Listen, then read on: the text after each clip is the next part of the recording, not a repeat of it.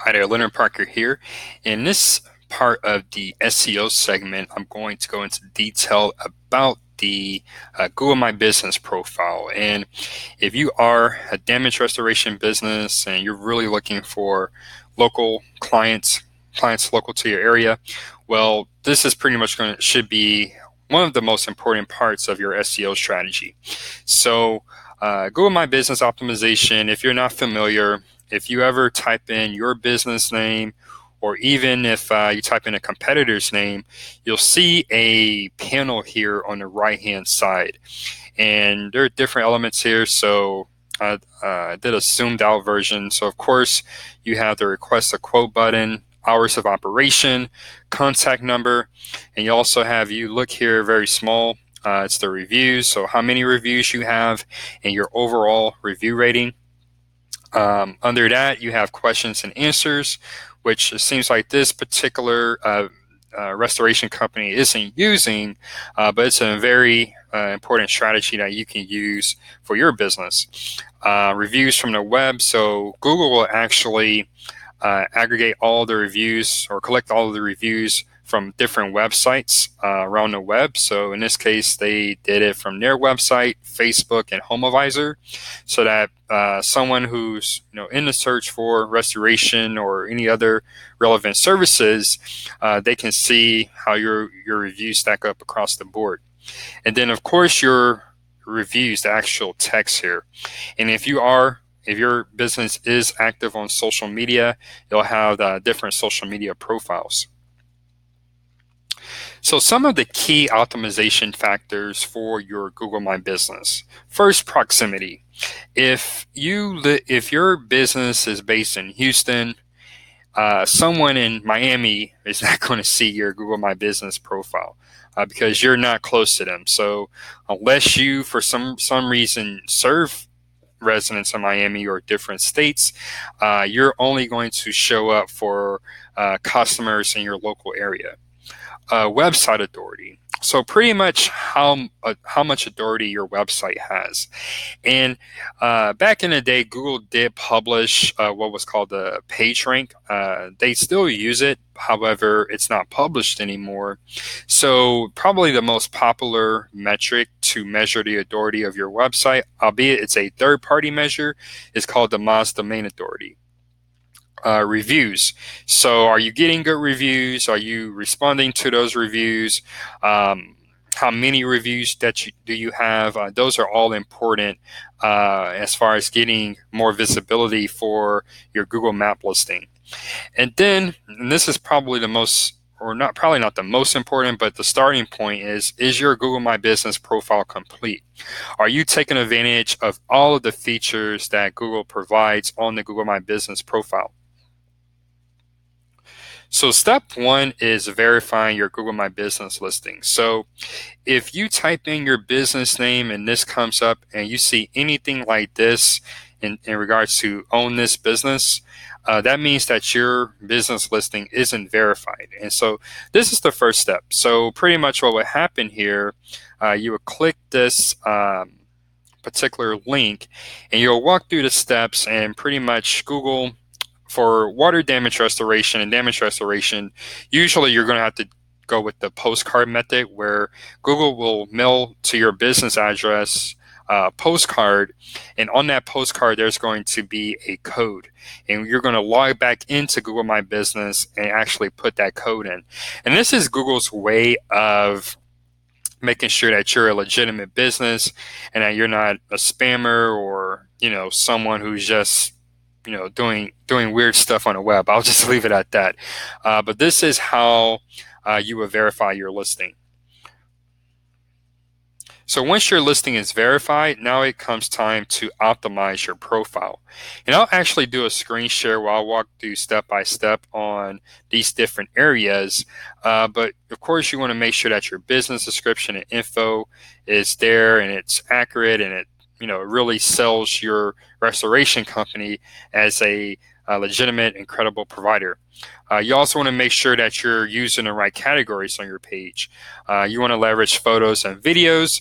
So photos of your team, photos of your trucks or vans, your team on the job, and one thing I mentioned in the website segment, before and after pictures. So what were the results of the work that your team completed? Those are all very powerful, and then just add a bit of legitimacy for your Google My Business profile. And it always doesn't have to be work related. If maybe there's some team events that you all go out and do in the community, whether that's community service, maybe you had a bonding event, those are great pictures as well. People know that you're human, so it's not always work, work, work, work, work. And so, and even more powerful, if you have videos, make sure that you add those videos to your Google My Business profile. And that's just another way to engage your potential customers. You want to enable your Google My Business website. And this was a secret. I'm not sure how much of a secret it is now, but once you set up your Google My Business profile, Google actually gives you a free website where it'll pretty much, it's very simple to have your business name, the images, the videos that in business description and info that you added here in the first two parts. It'll pretty much collect all of that and put it on a page for you. So one thing, those websites, the Google My Business website isn't enabled by default. So you just have to make sure that you go in there and enable it. That way, that's just another way for people to find you on the web. Google My Business post. So, and I'll get into this here in a bit, but these are posts on your Google My Business. It's kind of Google's answer to Facebook. And let's just say maybe you have some good words of wisdom. Maybe you live in a colder climate where there's a likelihood that people's basements flood or their pipes freeze and cause issues. It's always great to put out information so that customers and people in your area can be proactive to avoid problems. So Google My Business posts are a great way to do that. And by the way, I'll go into each of these in more detail. So just stay put. Google Q&A. So these are great to use if you have, really I would use them anyway, if you notice that there are common questions coming from your customers or prospective customers. Google Q&A is a great way to answer those questions right on your Google My Business profile. And Google Messages, and I won't be able to do a screen share for this, but it's actually something that's handled through your mobile phone, where a potential customer can message you through your Google My Business profile, and it'll actually be enabled on your Google phone, or I'm sorry, on your mobile phone. But you do have to activate this through your mobile phone. You can't activate it from your laptop or desktop. And just an expert tip and something to remember. You always want to have two accounts. You want to have an owner's account, so that's going to be the account that you set up the profile with, and you want to have a manager account. And with that manager account, that's the account you want to use to make any changes and updates to your Google My Business profile. And the reason why you want to do this, over the past year or so, Google has really been trigger happy when it comes to suspending Google My Business listings. And let's say you're in that map pack, the top 3 for your area. If your listing is suspended, you're immediately removed from that map pack. And that map pack can be a great source of leads and traffic to your website and to your business. And if you're removed, well, you can put 2 and 2 together. That can have a really bad impact on your business. So I try to be conservative when making any changes.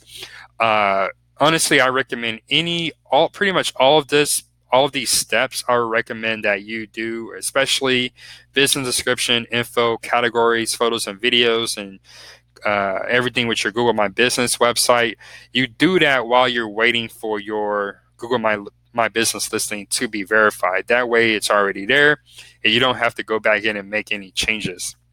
But if you do have to go back and make updates, I recommend that you do those with a manager account, just to be conservative and you don't risk your listing getting suspended, which isn't a very easy process to get it unsuspended. So completing your Google My Business profile. So again, I will go back and go do a screen share right after this, but confirming that your business name, address, service areas, days and hours of operation are correct. Filling out the services section. Confirming your other information is accurate. Completing your business description. And you want to make sure that you include the things that make your restoration company unique. So going back to the website segment, when we talk about, your unique value proposition, what makes your restoration company different compared to all of the other competitors in your area?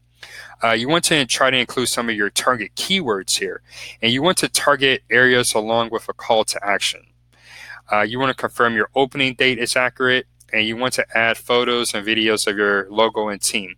And last, you want to enable your Google My Business website. And again, try to make these updates with a manager account. So what I'm going to do, I'm going to open a profile here just so that you see how this goes. So the URL is business.google.com. And I'm signing in.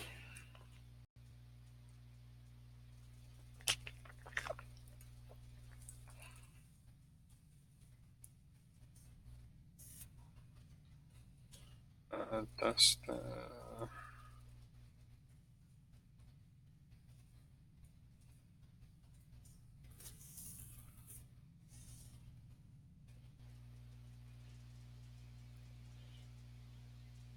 Okay, so once you're logged in, you would just go to your profile. So you more than likely will only have one here. So I'll just use our agency's profile as an example.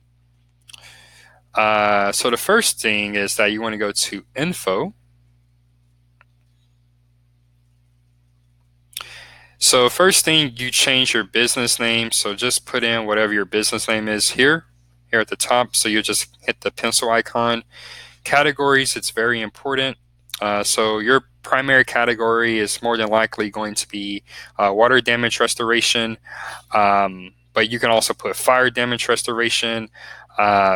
And there, depending on the other services that you offer, there may be categories that are relevant and appropriate to add here. So that's very important because it pretty much tells Google which type of searches you should show up for in the map pack. And I'll actually, if you're watching this on YouTube, I'll share a link to a list of categories so you can determine which may be appropriate for your company. Other than that, so more than likely you're going to be serving customers at their location. So you're pretty much always going to make your business a service area business. But here you want to make sure that you target all of the areas that you actually service. So recently they updated to where all the cities I had listed here before are all now included in the Houston metro area. But let's say if that's not the case for you, you want to make sure that you put in all the cities and towns that your team serves. Hours of operation, pretty straightforward. So make sure that you include the right hours of operation and the days and times. If you are having special hours on any holidays, make sure that you include that here. So special hours. So just make sure that you make it as accurate as possible. Your phone number, so pretty straightforward there. Short name, so whatever your short name is. So for me, it would be DMS or Destiny Marketing, but it really depends on the name of your company. But I do recommend including that part. Your primary website, so you would put your website URL here. Appointment links. So in the case that maybe you use an appointment app for your company, you want to put that appointment link here. Products. I know some of you out there may offer products for rent in case a customer wants to do the work themselves. In that case, you could add those as products here. Services. So like I mentioned, just look at all of the services that are listed on your website and then just go from there. put descriptions, put keywords that are specific for those services. And then, one thing that to consider here, I know that the cost to the customer for completing a job may vary depending on the nature of the job. But what I recommend is putting a minimum if you're able to. At least that customer will have an idea on, okay, this is where their prices start. Okay, going back to info.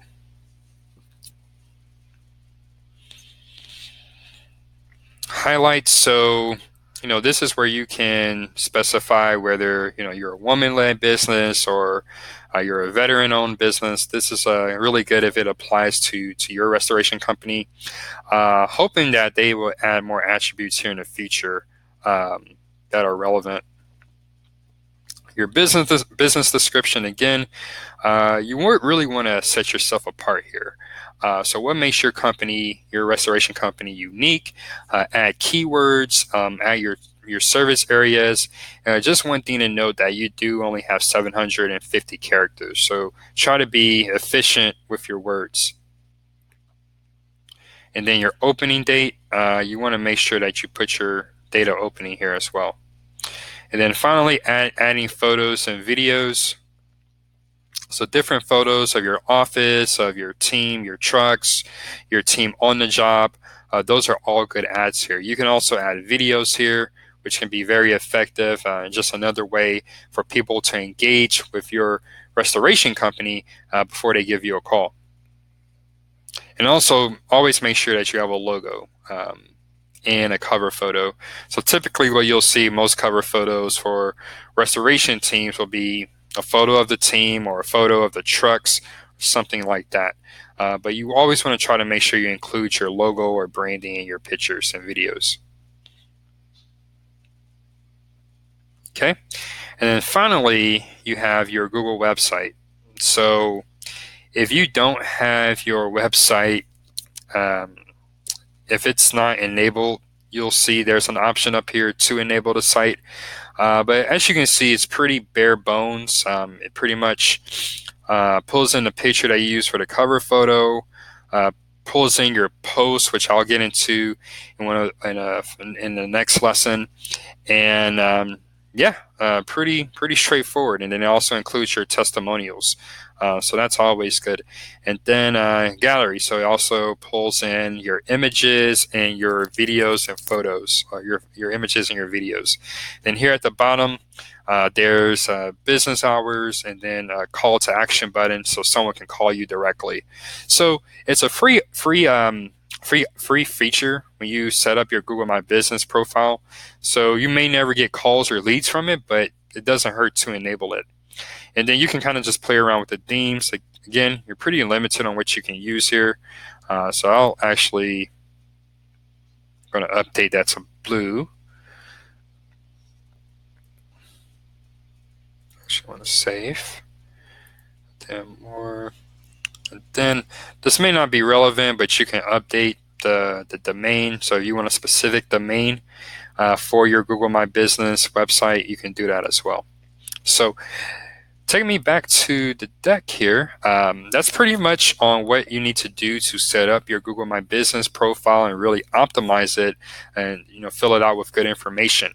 So if you're not sure about this, or if you need any help on getting started, feel free to give us a call. We provide free consultations, no obligation, and we can really get you going in the right direction. This is something that we do for all of our damage restoration clients, and we see that it's a very important part of a successful SEO campaign. So definitely something you should not ignore. So thanks for watching, and I look forward to seeing you in the next segment. Take care.